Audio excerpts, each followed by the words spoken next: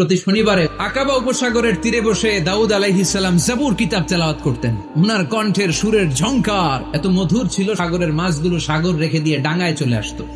এই জন্য আল্লাহ বললেন, শনিবার এলাকাতে মাছ শিকার করা আমি হারাম ঘোষণা করলাম। তারা বলল, আল্লাহ বলছে শনিবারে মাছ ধরা হারাম, মাছ ধরবো না, তবে শনিবার আমরা বেড়া দিয়ে রাখবো।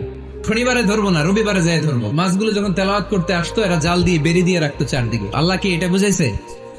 শনিবারে যত মাছগুলো এসেছে এগুলো ধরা যাবে না, যখন আবার সাগরের প্রবাহে ভেসে চলে যাবে তোমরা আবার নৌকা নিয়ে মাছ শিকার করতে পারবে।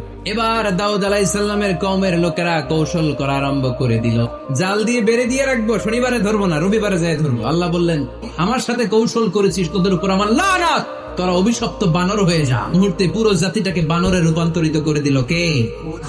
এজন্য খবরদার। আমাদের দেশে আরেকটা সিস্টেম আছে, হিলা বিয়ে আছে না নাই?